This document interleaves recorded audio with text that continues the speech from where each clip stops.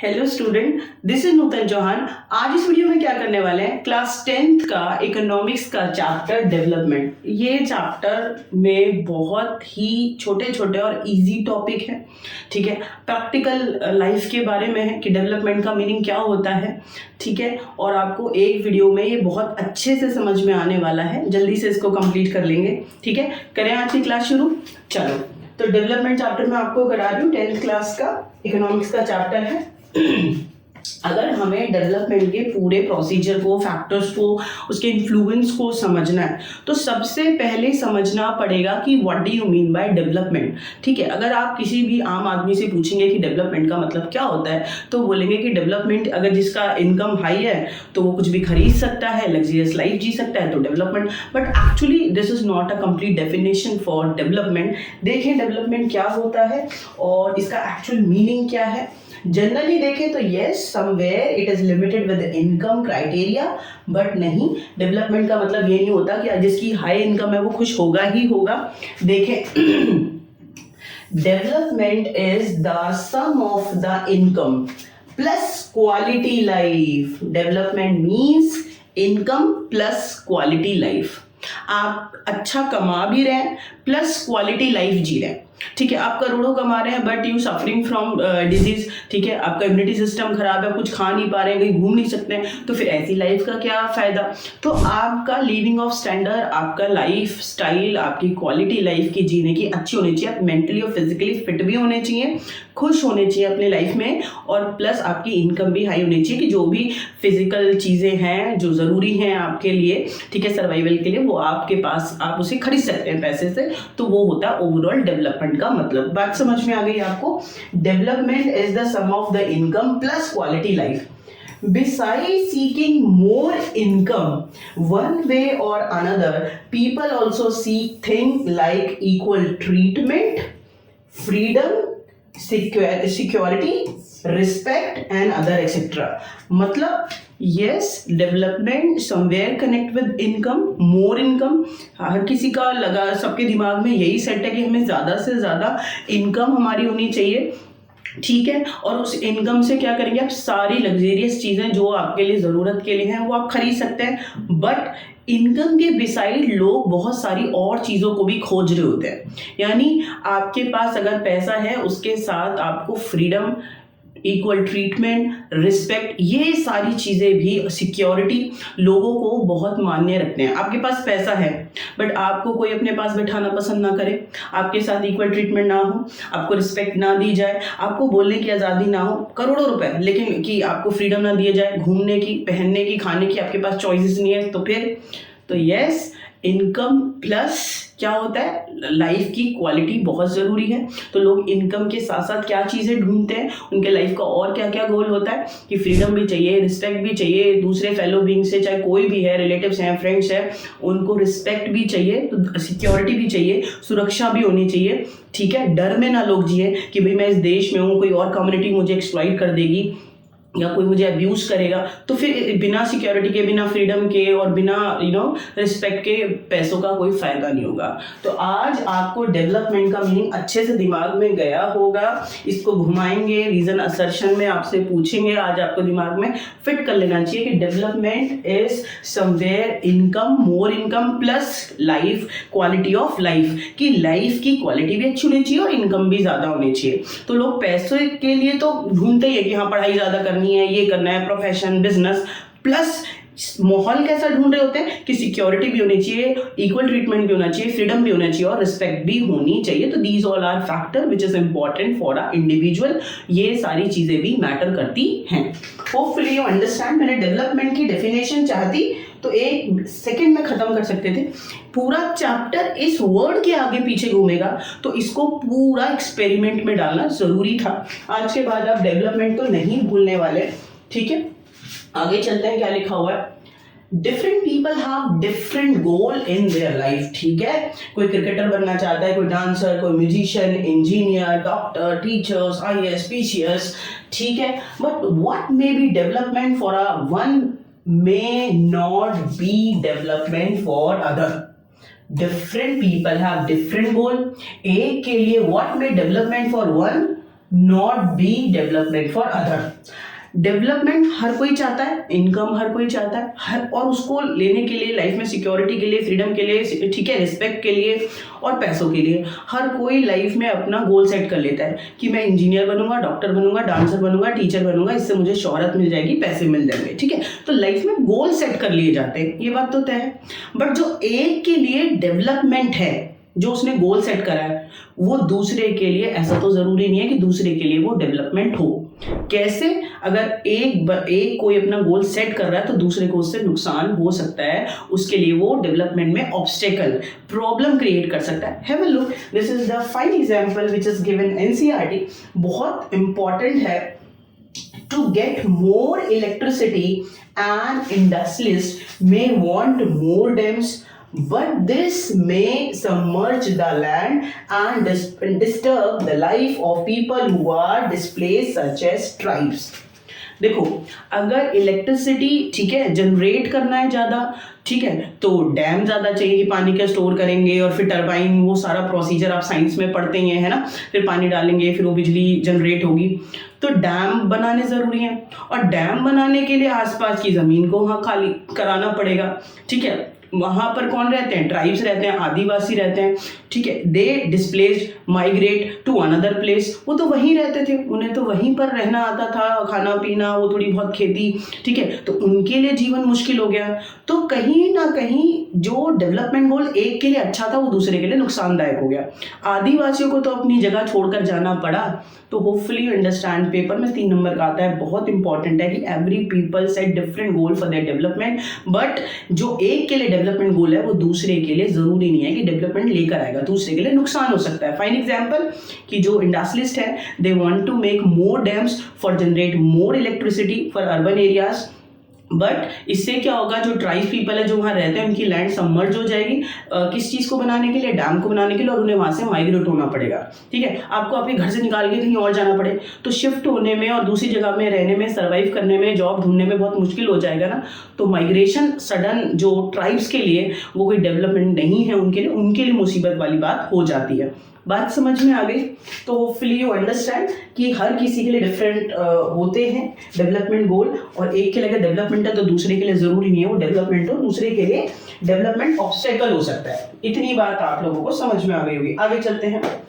One common thing among all people is desire for more income. With income, they buy goods and services and their daily needs. Quality of life depend on non-material things also. ठीक है। Example, a job में give you less पे but may offer regular employment that enhance your sense of security. देखो, मैंने आपको development का मतलब बताया, ठीक है, लेकिन सबको मतलब पैसे की जरूरत है। वो कह रहे वन कॉमन थिंग, ठीक है, ये तो सब लोगों में है ही, सिक्योरिटी चाहिए, फ्रीडम चाहिए, रिस्पेक्ट चाहिए, ये चाहिए, वो चाहिए, बट जो सबसे ज़रूरी कॉमन थिंग है, हर किसी को इनकम ज़रूर चाहिए, पैसा ज़रूर चाहिए। यस और नो? हाँ चाहिए, ठीक है। तो कॉमन चीज़ क्या है सबके लिए? One common thing among all people, desire for more income. सबको क्या चाहिए? ज़्यादा से ज़्यादा पैसा चाहिए, बिजनेस से करो या जॉब से करो। With this income they buy goods. अगर आपके पास ज्यादा इनकम हो गया, कुछ भी खरीद सकते हैं। बीमार है, बड़े से बड़े हॉस्पिटल में जाकर ट्रीटमेंट करा सकते हैं, ठीक है। पैसा है तो बड़े से बड़े घर में रह सकते हैं, बड़ी गाड़ी ले सकते हैं, ज्यादा लग्जरियस आइटम ले सकते हैं, कोई भी फिजिकल जो चीजें हैं, गुड्स और सर्विसेज हैं, आप खरीद सकते हैं, ठीक है। Quality life depend on non material things also, लेकिन पैसे से आप क्वालिटी लाइफ खरीद लेंगे ये गारंटी नहीं है। जो नॉन मटेरियल थिंग्स हैं वो सारी आप खरीद लें।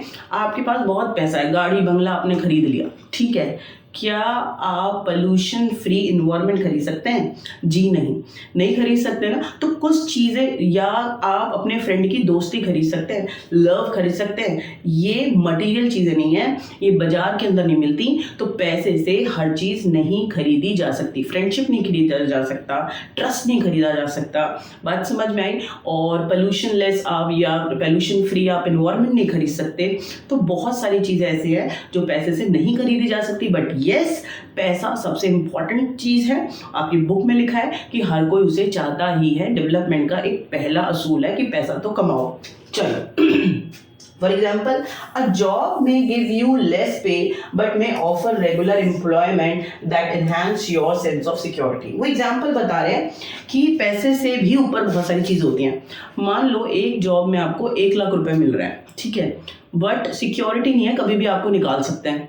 और एक जॉब में आपको 50,000 मिल रहे हैं लेकिन सिक्योरिटी आपको आपके रिटायरमेंट तक जॉब से नहीं निकालेंगे. तो आप किस जॉब को प्रेफर करेंगे चूज करना? ऑफकोर्स 50,000 कि भैया कम खर्चे कर लूंगा, लेकिन जॉब तो कहीं नहीं जा रही. 1 लाख कमा रहा हूं, क्या भरोसा दूसरे महीने में जॉब चली जाए, तब फिर ढूंढोगे, फिर टेंस्ड होगे. तो बेटर थिंग इज पैसे से ज्यादा लोगों को सिक्योरिटी, ठीक है, इक्वल ट्रीटमेंट, रिस्पेक्ट, बहुत सारी चीजें मैटर करती हैं. तो लोग बैलेंस बना के चलते हैं कि भाई उन्हें क्या प्रेफर करना है लाइफ में. बात समझ में आ गई? Hopefully you understand. पैसा इंपॉर्टेंट चीज है, लेकिन पैसे के साथ आप बहुत सारी नॉन मटेरियल थिंग्स नहीं खरीद सकते. तो लोग कंपेयर करते हुए चलते हैं कि बेस्ट वो अपनी लाइफ को कैसे जी पाएंगे. ठीक है, आगे चलते हैं. National development. अब तक मैंने आपको डेवलपमेंट बताया अबाउट यू. आप डेवलप कैसे करेंगे?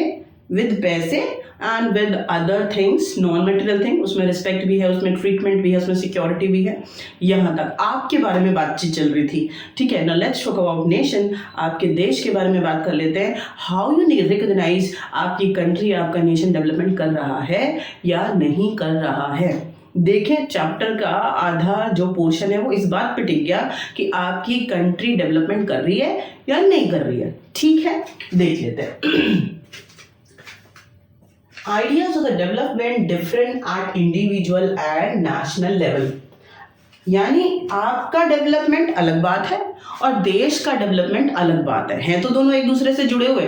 जब आप डेवलपमेंट करेंगे तभी आपका देश डेवलपमेंट करेगा. ठीक है, जब आप हाईली एजुकेटेड हैं, आप फिजिकली फिट हैं, आप अपने देश के लिए कमा रहे हैं, आगे बढ़, जब आप आगे बढ़ेंगे तो देश आगे बढ़ेगा. इसमें कोई दिक्कत वाली बात नहीं है. समवेयर आपका जो लाइफ एजेंडा गोल्स हैं वो अलग होते हैं डेवलपमेंट इंडिविजुअल के लिए, और देश का जो डेवलपमेंट का क्राइटेरिया होता है वो अलग होता है. देखें क्या होता है, वो आपके सामने रख देती हूँ. बहुत बहुत इंपॉर्टेंट है कि how we recognise any nation, any country develop और under developing. The average income can be calculated by dividing national income यानी total income by the population. It is also called the per capita income. Per capita income, इसको average income भी कह सकते हैं. ठीक है, इसको एवरेज इनकम कह दो या फिर इसको पर कैपिटा इनकम कह दो, एक ही बात है. आपको ये निकालना आना चाहिए. इसका फॉर्मूला आपसे पेपर में पूछ लेंगे, ऑब्जेक्टिव में डाल देंगे, रीजन असर्शन में डाल देंगे कि how you recognise any country और नेशन डेवलप और नॉट. कैसे पता चलेगा? तो पर कैपिटा इनकम निकालना पड़ता है. ठीक है, कैसे निकालते हैं जरा देखो कैसे निकालते हैं. The average income can be, पर capita income can be calculated by dividing national income, total income by population. Total income को पॉपुलेशन से डिवाइड कर दो. टोटल पॉपुलेशन को इनकम से आप डिवाइड करेंगे. टोटल, एक की नहीं, सारे टोटल जितने लोग कमा रहे हैं उसका टोटल पॉपुलेशन को टोटल इनकम के साथ आप डिवाइड करेंगे तो पर कैपिटा इनकम आ जाएगा. एवरेज इनकम यानी कि एवरेज लोग कितना कमा रहे हैं, 10,000 कमा रहे हैं, 15,000 कमा रहे हैं, 20. भाई कोई 10 कमा रहा होगा, कोई 1 लाख महीना कमा रहा होगा. लेकिन टोटल इनकम और टोटल पॉपुलेशन को डिवाइड करेंगे तो क्या निकल के आ जाएगा? एवरेज लोग कितना कमा रहे हैं, ज्यादातर एवरेज क्या आ रहा है. बात समझ में आ गई आपके देश की? देखो, standard of the living of the people in a country depends on their पर कैपिटा इनकम. किसी भी देश का standard living of people depend on पर कैपिटा इनकम और एवरेज इनकम. एवरेज इनकम कह दो या पर कैपिटा. अगर तो किसी देश का पर कैपिटा इनकम ज्यादा है, इट मीन्स वो कंट्री अच्छे से डेवलप कर रही है, डेवलप हो रही है. किसी देश का जो पर कैपिटा इनकम है लेस है, कम है, ठीक है, एवरेज इनकम लोगों की कम है, तो सीधी सी बात है जब एवरेज इनकम कम है तो वो ज्यादा फैसिलिटी खरीद भी नहीं सकते हैं. ठीक है, तो इस वजह से उस देश का जो डेवलपमेंट है वो कम हो रहा होगा. देखो जरा, countries with higher per capita income are more development than other with less per capita income. आज अपने दिल पर छाप के जाओ कि इंडिविजुअल डेवलपमेंट का मतलब होता है कि आपको इनकम अपनी हाई रखनी है, प्लस सिक्योरिटी, रिस्पेक्ट और ये इक्वल ट्रीटमेंट, इन सारी चीज़ों का ध्यान भी रखना है. तब आप देखते हैं कि एक बेस्ट क्वालिटी लाइफ आप जी रहे हैं नहीं। But what about nation, nation आपका राष्ट्र, आपका देश कैसे डेवलपमेंट हो रहा है या नहीं हो रहा है, उसके लिए आप पर कैपिटा इनकम को निकालते हैं, यानी टोटल पॉपुलेशन का टोटल जो इनकम आ रही होती है वो कमा रहे होते हैं, उसको डिवाइड करके एवरेज इनकम या पर कैपिटा इनकम निकालते हैं। अगर एवरेज इनकम ठीक है ज्यादा आ रही है तो समझ लो देश तरक्की के रास्ते पे है, और अगर एवरेज इनकम कम आ रही है तो यानी आपके देश में अभी डेवलपमेंट कम चल रहा है। इतनी बात समझ में आ गई। पर capita income very very important. कैसे निकालते हैं आपके सामने फॉर्मूला भी है, आज आपको ये बात अच्छे से समझ में आ गई होगी। ठीक है, आगे चलते हैं। Income and the other criteria. See, do you think only income it's a criteria to judge any nation developed or not? No. पैसा बहुत इंपॉर्टेंट है, पर कैपिटा इनकम हमने निकाल के देख लिया, टोटल पॉपुलेशन और जो टोटल इनकम है उसको डिवाइड करके, ठीक है ये बात आपको समझ में आ गई। लेकिन अदर क्राइटेरिया और किस किस तरीके से हम जज करते हैं कि कोई देश डेवलप अच्छे से कर रहा है या नहीं कर रहा है, तो these are the factor, it's very very important.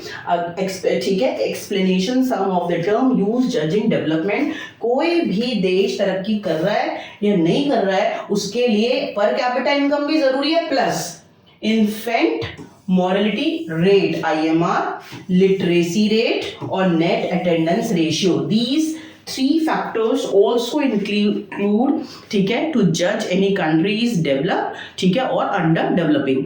हो रहा है या नहीं हो रहा है डेवलपमेंट, ये भी बहुत इंपॉर्टेंट है। एजुकेशन और हेल्थ, यानी देखो अगर हम इन तीनों चीजों को निकालेंगे ना तो दो चीजें कौन से फैक्टर आ गए, एजुकेशन और हेल्थ। एजुकेशन और हेल्थ यानी भाई आप देखो आपके पास पैसा है, बहुत पैसा है, और आप हैं अनपढ़ तो पैसे को बर्बाद कर दोगे। आपके पास पैसा है, आप पढ़े लिखे भी हैं, लेकिन आप बीमार हो तो उस पैसे को यूज नहीं कर पाओगे, बस आपके ट्रीटमेंट में जाएगा, आप हॉस्पिटलों की दवाइयाँ और ट्रीटमेंट में ही लगे रहोगे। ठीक है, तो पैसों के साथ दो और बहुत बड़े फैक्टर हैं जो इम्पोर्टेंट हैं किसी देश की तरक्की के लिए, वो है लोगों का एजुकेटेड होना प्लस लोगों का हेल्दी होना। ठीक है, वो देश जहाँ की ज्यादातर आबादी स्वस्थ होती है और शिक्षित होती है उसका विकास होना तय हो जाता है, बाकी चीजें अपने आप हो जाएंगी। अगर लोग फिजिकली और मेंटली फिट है ना तो फिर उस देश की तरक्की तय है। आप सोच के देखो, आप भारत देश के अंदर रहते हैं, ज़्यादातर लोगों का जो लिविंग स्टैंडर्ड है और लाइफ स्टाइल है थोड़ा सा अनहेल्दी है। अनहेल्दी आप खा रहे हैं फास्ट फूड, आपका पढ़ने का भी जो रुचि है लोगों में, बच्चों में वो उतनी है नहीं, तो उसकी वजह से पढ़ तो रहे हैं, एजुकेशन हो तो रही है, आप चल तो रहे हैं, ना तो इतनी फिट हो पा रहे हैं ना आप इतने एजुकेटेड, तो कहीं पे कहीं ये दोनों फैक्टर क्या होते हैं, बहुत ज़्यादा नुकसान दे देते हैं अगर आपने इनको नहीं अच्छे से देखा तो। बात समझ में आ गई? तो इनकम तो हमने पर कैपिटा इनकम देख लिया कि this is the factor to judging कोई कंट्री डेवलप कर रहा है या नहीं। और दो और फैक्टर कौन से हैं, एजुकेशन और हेल्थ, ये दोनों फैक्टर भी बहुत ज़्यादा जरूरी हैं। देखें, इन्फेंट मोर्टेलिटी रेट का मतलब क्या होता है, indicate the number of the children that die before age of 1 year as proportion of the 1000 live children born in that particular year।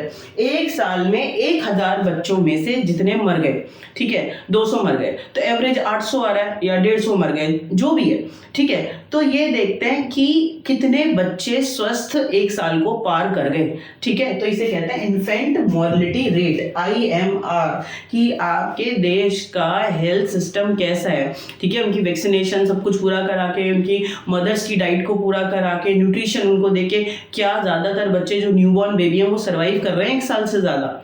बात समझ में आ गई? तो IMR से भी काउंट किया जाता है कि जो आपके देश का डेवलपमेंट है वो हो रहा है या नहीं हो रहा है। अब बच्चे पैदा भी हो रहे हैं, मर रहे हैं, उन्हें बीमारियां लग रही है ज़्यादातर बच्चों को, तो क्या फायदा, ठीक है, कैसे देश तरक्की करेगा, बच्चों पर निर्भर करते हैं।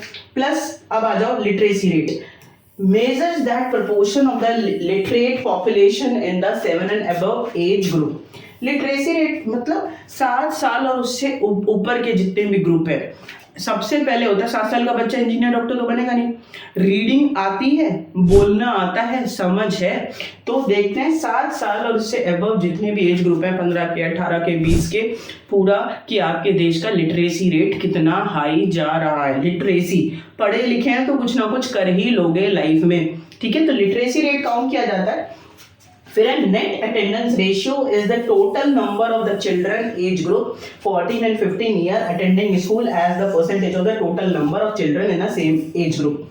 14-15 साल के टोटल बच्चे आपके देश में से कितने बच्चे स्कूल में जा रहे हैं उसे कहते हैं नेट अटेंडेंस रेशियो। सारे तो जाते नहीं है, ठीक है, जो झुग्गी झोपड़ी में रह रहे हैं, वो ढाबा में काम कर रहे हैं, फैक्ट्रीज में काम कर रहे हैं, तो वो तो नहीं जा रहे। तो 14-15 साल के ग्रुप के जो बच्चे हैं, जो 8 तक होते हैं, 9 तक होते हैं, उसका रेशियो निकाला जाता है, उसे कहते हैं नेट अटेंडेंस रेशियो। कि इस एज ग्रुप के मान लो 2 करोड़ बच्चे हैं, उनमें से जा 1 करोड़ रहे, तो हुआ ना 50% एवरेज आ गया कि सिर्फ नेट अटेंडेंस रेशियो से चेक किया जाता है कि कितने बच्चे पढ़ रहे हैं, ठीक है। तो hopefully you understand net attendance ratio, literacy rate, infant mortality rate, ये तीनों अलग अलग डेफिनेशन पूछी जा सकती हैं। These are the factors which influence development of your country, ठीक है। एजुकेशन और हेल्थ पूरा रोल निभाते हैं डेवलपमेंट में। अगर पॉपुलेशन हेल्दी है, एजुकेटेड है, तो आपके देश का विकास कोई नहीं रोक सकता, ठीक है। तो आप पूरे देश की तरक्की तो तब करेंगे। Individually today in this class you all promise कि आपको पढ़ना जरूरी है, प्लस आप फिट और फाइन रहेंगे फिजिकली भी और मेंटली भी, ठीक है। आजकल मेंटली बच्चे फिट नहीं है, माँ बाप खाने पीने का, दूध दही, ये सारी चीज़ों का ध्यान रख रहे हैं, तो डिप्रेशन में बहुत रहते हैं, एग्जाम का प्रेशर बहुत ले लेते हैं, छोटी छोटी चीज़ों का प्रेशर ले लेते हैं। अरे लाइफ बहुत बड़ी है, आपकी एग्जाम से बहुत बड़ी है, इतनी टेंशन नहीं लेते। चलो, public facilities. Now let's talk about public facilities. आप अपने पैसों से सारी चीज़ें नहीं खरीद सकते हैं, ठीक है। कुछ लोग खरीद सकते हैं, कुछ नहीं खरीद सकते हैं। बिलो पॉवर्टी लाइन उनका क्या करें, है ना। तो this is the duty of government, they provide public facilities, ठीक है। स्कूल्स और हॉस्पिटल्स और एजुकेशन के लिए स्कूल कॉलेजेस खुलवा दे गवर्नमेंट, है ना। और हॉस्पिटल, जिनके पास पैसा है वो तो प्राइवेट में चले जाएंगे, जिसके पास नहीं है उनके लिए हॉस्पिटल खुलवा दे। तो इससे क्या होता है, जो इक्वालिटी होनी चाहिए समाज में वो आ जाती है। क्योंकि गरीब कैसे इलाज कराएगा, गरीब का बच्चा कैसे पढ़ेगा, उसको भी तो बराबरी का मौका मिलना चाहिए ना। हर बच्चे का शिक्षा का अधिकार होता है, स्वस्थ रहने का, जीने का अधिकार होता है, ठीक है। तो पब्लिक फैसिलिटी गवर्नमेंट प्रोवाइड कराती है। देखें इसमें क्या है, बहुत बहुत इंपॉर्टेंट टॉपिक है, अलग से पेपर के अंदर आ जाता है।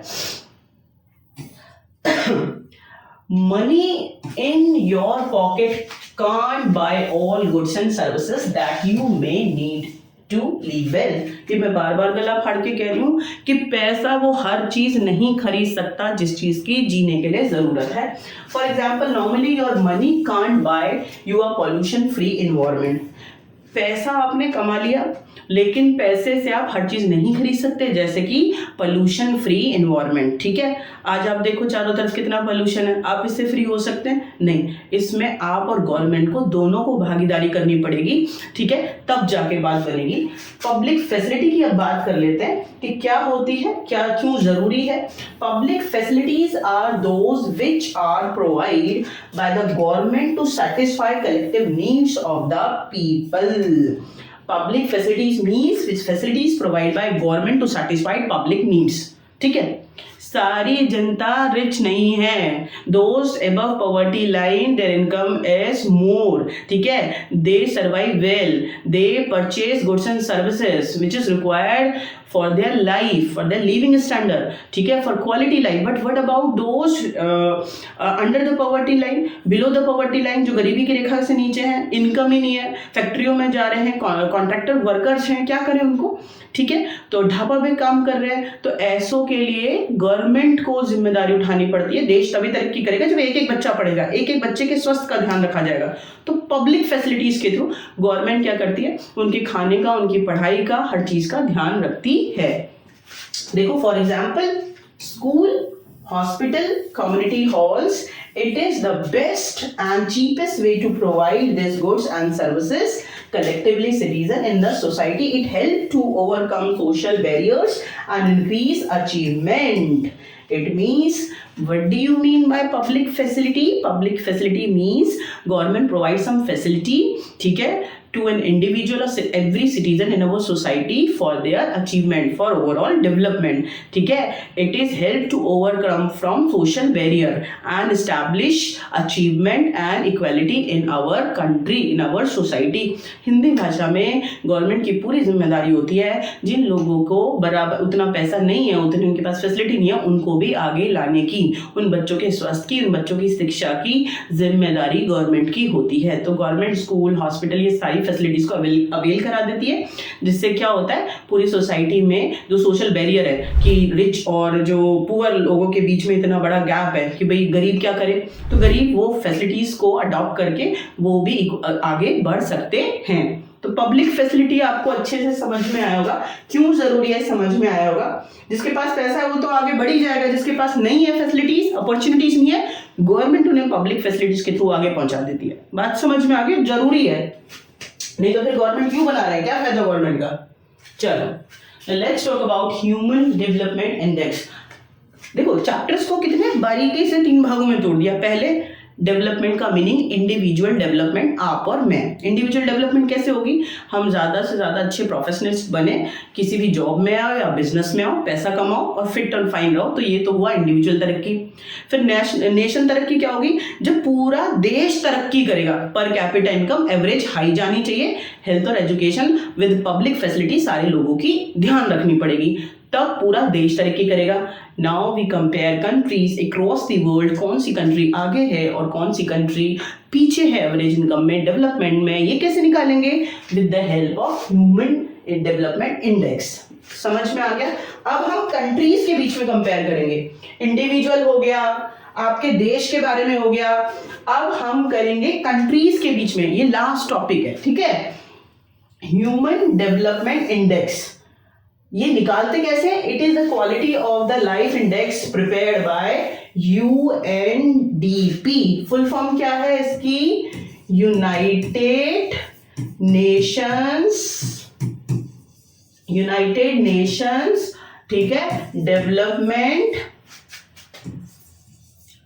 डेवलपमेंट हो गया और प्रोग्राम, ठीक है, प्रोग्राम, ठीक है। तो आपको ये बात समझ में आ गई होगी, यूएनडीपी का मतलब होता है यूनाइटेड नेशन डेवलपमेंट प्रोग्राम। फिर एक बार बोलो, United Nation development programme, this is the organisation, international organisation है। अभी करंट में 170 कंट्रीज, कितना बेटा, 170 कंट्रीज इसके मेंबर हैं, 170 यूएनडीपी, ठीक है, यूनाइटेड नेशन डेवलपमेंट प्रोग्राम, और इसकी जिम्मेदारी है कंट्रीज के बीच में कंपेयर करता है, ठीक है, क्वालिटी ऑफ लाइफ को ह्यूमन डेवलपमेंट इंडेक्स निकाल देता है, ठीक है, with the help of income की कौन सी कंट्री आगे है डेवलपमेंट में और कौन सी पीछे है, ठीक है। Life it's some indicator such as, यानी ह्यूमन डेवलपमेंट इंडेक्स को निकालता कौन है, UNDP, United Nation development programme, ठीक है। और ये निकलता कैसे, these are the indicator which is used in human development index, ठीक है, जो यूनाइटेड नेशन डेवलपमेंट प्रोग्राम, ये ऑर्गेनाइजेशन है, ह्यूमन डेवलपमेंट इंडेक्स निकालती है कंट्रियों के बीच में, और कौन से फैक्टर्स की मदद लेती है, पहला है life expectancy at birth, it denotes average expected length of life of a person at the time of birth, यानी जन्म से आपके मृत्यु तक एवरेज निकाली जाती है किस कंट्री में, जैसे जापान के अंदर, ठीक है, वहां पर जो एवरेज आपका लाइफ एक्सपेक्टेंसी है वो हाई है एज कंपेयर टू इंडिया। बात समझ में आ गई। तो लाइफ एक्सपेक्टेंसी होता है जन्म से आप जिए कितने, ज्यादातर लोग कितना, एवरेज कितना जा रहे हैं, 60 जा रहे हैं, या 70 की उम्र में ज्यादातर लोग मर रहे हैं, या 80 की उम्र में ज्यादा, एवरेज निकाला जाता है, लाइफ एक्सपेक्टेंसी एट बर्थ। फिर आता है पर कैपिटा इनकम। अच्छा, पर कैपिटा इनकम आपने अपनी देश की भी निकाली थी, है ना, ये आपने पर कैपिटा इनकम, एवरेज इनकम तब अपने देश की निकाली थी, तो ये देखा था कि हमारे देश डेवलप है, ज्यादा है या कम है हमारा एवरेज इनकम आ रहा है लोगों का, ठीक है, वो अलग चीज है। अब यहाँ पे क्या है, पर कैपिटा इनकम कंट्रीज के बीच में कंपेयर करना है, it is calculated in dollars for all countries so that it can be compared. भाई किसी कंट्री का जो करेंसी है यूरो है, किसी का डॉलर है, किसी का रुपया है, किसी का मार्क्स है, तो हर ये तो बड़ा गड़बड़ हो जाएगा, ठीक है। तो डॉलर में ले लिया जाता है कि अगर रुपया भी जितना भी आपकी एवरेज इनकम आपके देश की आ रही है उसको डॉलर में कन्वर्ट करते हैं, ठीक है। चाहे मार्क्स की है चाहे यूरो की है, हर किसी का अलग अलग करेंसी है हर कंट्री की। तो डॉलर एक स्टैंडर्ड ले लिया जाता है और डॉलर से ही एवरेज इनकम हर कंट्री की निकाली जाती है और फिर कंपेयर किया जाता है डॉलर्स में, ठीक है, कि $50 $100 एवरेज जा रहा है या $200 जा रहा है। बात समझ में आ गया। तो कंट्रीज की इनकम को कंपेयर किया जाता है, लेकिन रुपीस में निकाला जाता है नहीं, डॉलर में निकाला जाता है पर कैपिटा इनकम, ठीक है। हर कंट्री का निकाल रहे हैं और फिर कंपेयर करते हैं, ठीक है। लेकिन किस में निकाला जाता है? डॉलर में निकाला जाता है। Human development report published by UNDP. Human development जो रिपोर्ट है सारे कंट्रीज की कि भाई किसका कितना एवरेज इनकम आ रहा है, इसको पब्लिश कौन करता है, किसके पास अथॉरिटी है? ये इंटरनेशनल ऑर्गेनाइजेशन है, United Nation development Programme. Full form आ जाती है बच्चे गोल, ठीक है, यूनाइटेड नेशन डेवलपमेंट प्रोग्राम। ये ऑर्गेनाइजेशन ह्यूमन डेवलपमेंट रिपोर्ट को तैयार करती है, पब्लिश करती है, compares countries based on the education level of the people, their health status and per capita income. अब ये चीज खाओ पियो प्लीज दिमाग में डालो, ह्यूमन डेवलपमेंट इंडेक्स, ठीक है। ये रिपोर्ट को कौन पब्लिश करता है? यूनाइटेड नेशन डेवलपमेंट प्रोग्राम, वही इसको तैयार करता है। सारे कंट्रीज को कंपेयर कर देते हैं कि कौन आगे और कौन पीछे है, और किस बिहाफ पे कंपैरिजन होता है सारी कंट्रीज के बीच में, कौन आगे कौन पीछे। एक तो बेटा उनका एजुकेशन लेवल, ठीक है, एक उनका हेल्थ लेवल और एक उनका पर कैपिटा इनकम, कि उनकी इनकम कितनी है, कंट्रीज की एवरेज कितनी जा रही है। इतनी बात आज सारे बच्चों को समझ में आ गई। ये इंटरनेशनल लेवल पे पूरे क्रॉस दी वर्ल्ड कि कंट्रीज में कौन इनकम, हेल्थ स्टेटस और एजुकेशन स्टेटस में कौन सी कंट्री आगे है और कौन सी कंट्री पीछे है, ठीक है। कौन इस रिपोर्ट को तैयार करता है? यूएनडीपी। आज की बात नहीं भूलना चाहिए। आगे चलते हैं। In some states, the public distribution system, पता है आपको 9th क्लास में भी आपने पढ़ा है public distribution system. These are the ration shop, ठीक है, establish in different district by government with the help of FDI, ठीक है। तो फूड कॉर्पोरेशन ऑफ इंडिया है FCI। पब्लिक डिस्ट्रीब्यूशन सिस्टम जहां पर अच्छा है, राशन की फैसिलिटी गरीब लोगों को जहां दी जा रही है, हेल्थ और न्यूट्रिशन स्टेटस जहां अच्छा है, ठीक है, और state of the certainly like to be better. पूरे देश की जिस डिस्ट्रिक्ट में, जिस स्टेट में जहां पर पब्लिक डिस्ट्रीब्यूशन सिस्टम अच्छा है, यानी या तो लोग खुद अच्छे से खाना खा पा रहे हैं न्यूट्रिशन वाला, या गवर्नमेंट अच्छे से प्रोवाइड करा पा रही है, ठीक है, तो खाना न्यूट्रिशन चला गया तो भैया बंदा फिट रहेगा, हेल्दी रहेगा। तो पब्लिक डिस्ट्रीब्यूशन सिस्टम अच्छा है, हेल्थ स्टेटस अच्छा है और एजुकेशन अच्छी है, तो मोस्ट प्रोबेबली वहाँ वो जो स्टेट होगा उसकी कंडीशन बेटर होगी। फाइन एग्जांपल केरला, अलग से 1 नंबर में आपसे पूछ लेंगे कि why Kerala lifestyle living standard is better. अच्छा क्यों है केरला का? Has a low infant mortality rate, यहाँ पर बच्चे कम, जब एक बच्चे पैदा होते हैं ना तो सरवाइव करते हैं, मरते नहीं कि 1 साल से पहले उन्हें बीमारियां लग गई और वो मर गए, नहीं। तो यहाँ पे लो इन्फेंट मॉर्टेलिटी रेट है, अच्छी बात है, बहुत अच्छी बात है। rate because it is has the acute provision of the basic health and education facility। यानी केरला का जो लिविंग स्टैंडर्ड है हाई है, क्यों है? लो इन्फेंट मॉर्टेलिटी रेट, वहाँ पर कम मरते हैं बच्चे, क्यों? क्योंकि हेल्थ फैसिलिटी अच्छी है, एजुकेशन फैसिलिटी अच्छी है, और दैट इज़ वाई जो केरला है ये स्टेट अब बहुत ज़्यादा रेपुटेड है, डेवलप है, हमारे कंट्री में अलग से इसको दर्जा मिला हुआ है। बात समझ में आ गई?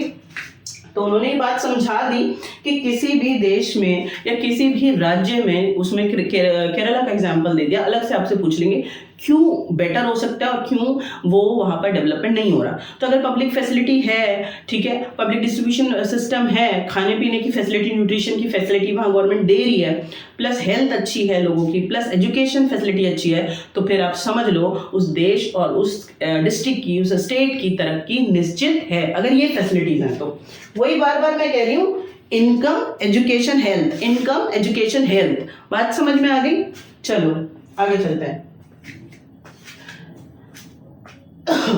सस्टेनेबिलिटी ऑफ डेवलपमेंट, आप बढ़े, आप पढ़े, you become a good professional, या बढ़ते गए, आप पढ़ते गए और आपने एक प्रोफेशन चूज करा, इनकम भी हो गई, सब बढ़िया चल रहा है। बट सस्टेनेबिलिटी का मतलब क्या होता है? बैलेंस, कि आप तो तरक्की कर रहे हैं, आपके फ्यूचर जनरेशन्स भी आपने बस अनाधुंध रिन्यूएबल और नॉन रिन्यूएबल रिसोर्सेज को यूज कर लिया अपने तरक्की के लिए, अपने डेवलपमेंट के लिए, और फ्यूचर के लिए छोड़ा नहीं, तो फ्यूचर जनरेशन अंडर डेंजर है ना। तो सस्टेनेबल का मतलब होता है बैलेंस, कि आपको एक तरीके से विद अवेयरनेस रिसोर्सेज को यूज करना है कि आप भी तरक्की करें और आपके फ्यूचर जनरेशन के लिए बचे और वो भी तरक्की करें। Very important, development is important but sustainable development way में होना चाहिए, बैलेंस वे में होना चाहिए। ये नहीं आज देखी जाएगी भाड़ में जाए फ्यूचर जनरेशन, जो पीढ़ियां बर्बाद होती हैं उनके लिए कुछ मत छोड़ो, आज ही पेट्रोल सारा यूज कर लो, आज ही अंडरग्राउंड वाटर सारा यूज कर लो, सब खत्म,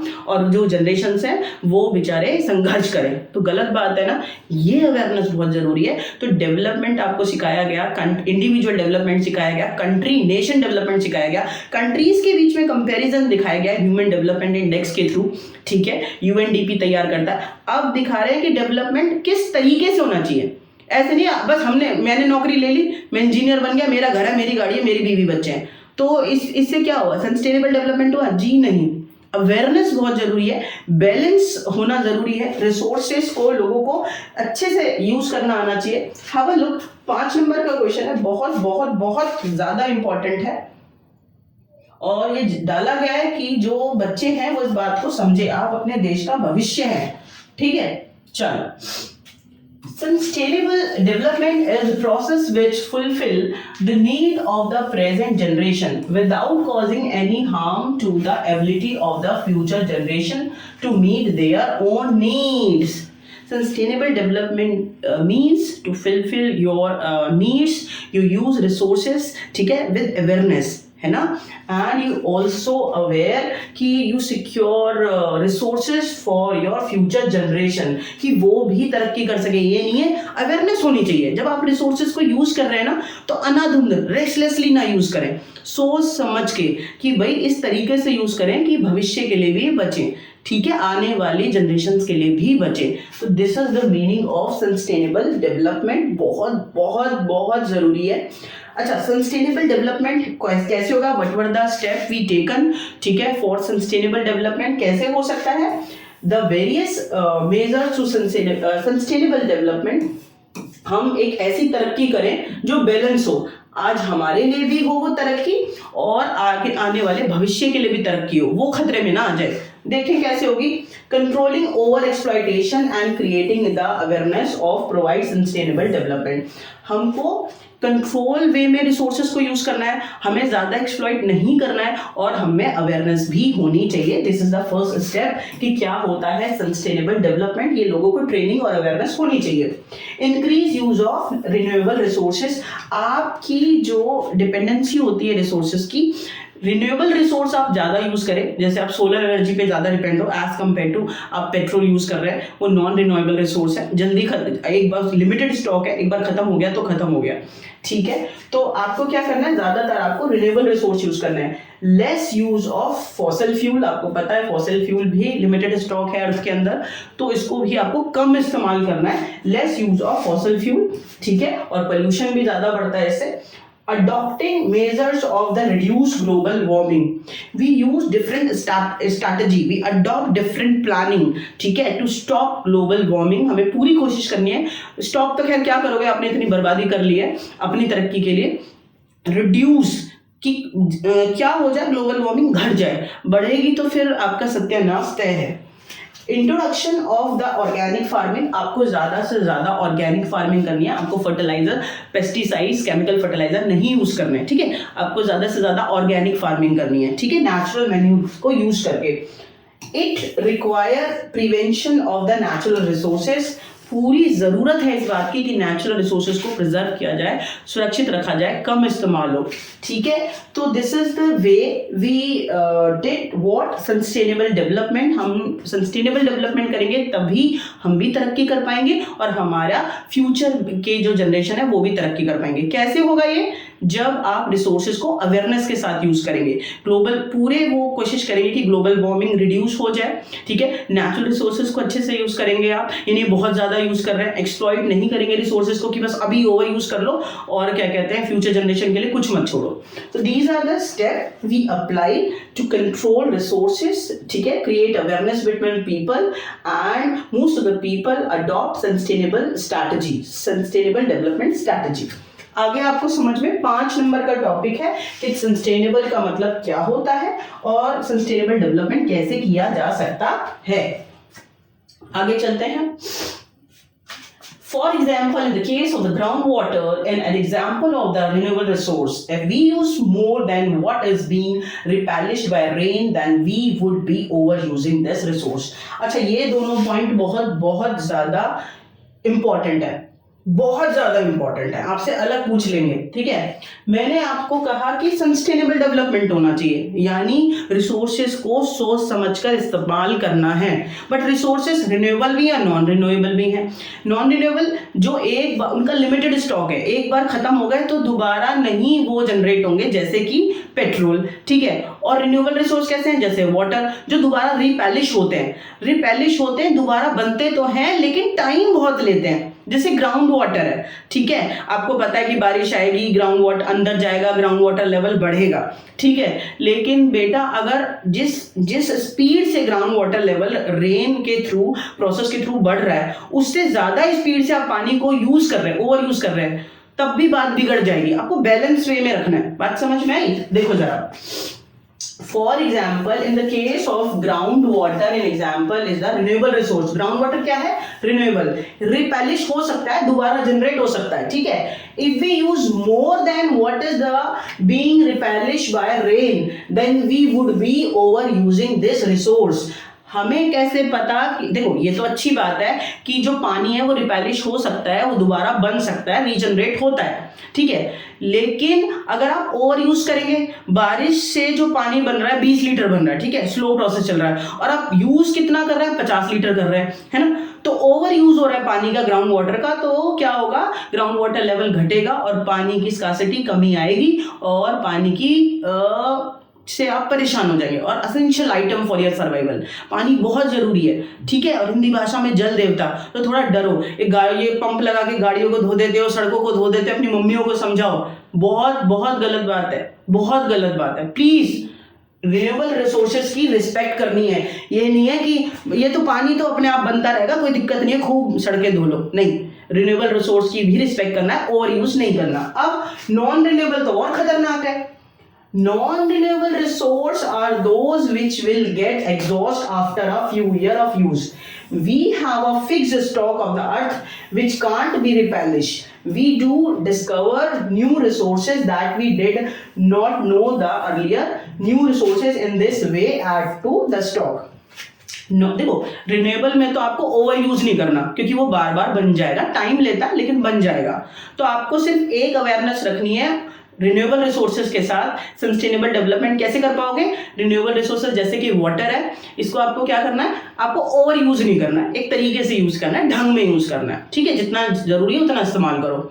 लेकिन जो नॉन रिन्यूएबल है जैसे कि पेट्रोल, ठीक है, ये लिमिटेड स्टॉक है अर्थ के अंदर, एक बार ये एग्जॉस्ट हो गया, खत्म हो गया, तो दोबारा नहीं बनने वाला, ठीक है। तो ये तो खत्म हो जाएगा। तो what is the option we have? We find out other minerals, we find out other इसकी जगह पर हमें सब्स्टिट्यूट ढूंढना पड़ेगा स्टॉक का, कि अगर ये खत्म हो जाएगा तो फिर हमारे पास दूसरी चीज क्या होगी इस्तेमाल करने के लिए। तो we add that stock as a substitute, ठीक है, और हम पेट्रोल को रिप्लेस कर लें। सोचो कि गाड़ियों में पेट्रोल की जगह किसी और चीज से वो चल रही है, ठीक है। तो ये हमें आज सोचना पड़ेगा कि जो नॉन रिन्यूएबल स्टॉक है वो लिमिटेड है और वो खत्म हो जाएगा, तो हमें अदर रिसोर्स ढूंढने पड़ेंगे, उसको एज अ स्टॉक ऐड करना पड़ेगा कि जब ये खत्म हो तो हम ये इस्तेमाल कर लें। समझ में आ गया? आजकल क्या कहते हैं, गाड़ियों में ये चीज हो रही है कि इलेक्ट्रिकल कार का एक ऑप्शन दे दिया गया है। तो ये सारी चीजें जरूरी है सोचना, ठीक है, नहीं तो फ्यूचर जनरेशन खतरे में आने के लिए तैयार है लगभग। ठीक है, तो हमने पढ़ा development, individual development, country development, countries को कंपेयर करा ह्यूमन इंडेक्स की मदद से, डेवलपमेंट इंडेक्स की वजह से जो यूएनडीपी तैयार करता है। फिर सस्टेनेबल डेवलपमेंट पढ़ा कि डेवलपमेंट तो हो सकता है बट बैलेंस वे में डेवलपमेंट बहुत जरूरी है कि आपको रिसोर्सेस ओवर एक्सप्लॉइट नहीं करना है, खुद भी यूज करना है और जनरेशन के लिए भी बचा के रखना है। समझ में आ गया? तो ये यहाँ पर चैप्टर पूरा हमने यहाँ पर अच्छे से कंप्लीट कर लिया है, एक एक टॉपिक को कवर करा है। अगर आपने ये वीडियो को अच्छे से सुन लिया तो इसके बाद इसमें रीजन असर्शन आ जाए, इसमें कोई क्वेश्चन आ जाए 3 या 5 नंबर के लिए, 2 नंबर के लिए कोई ऑब्जेक्टिव आ जाए, मुझे नहीं लगता कि आप कोई कंफ्यूज होने वाले हैं। तो आज का ये हमारी क्लास पूरा अच्छे से हो गई है, आपको बहुत अच्छे से समझ में आया होगा। नेक्स्ट वीडियो में हम नेक्स्ट इको का चैप्टर को कंप्लीट करेंगे। ठीक है, तब तक के लिए आप बहुत खुश रहो, बहुत पढ़ते रहो, अपने एग्जाम पे ध्यान देते रहो। ठीक।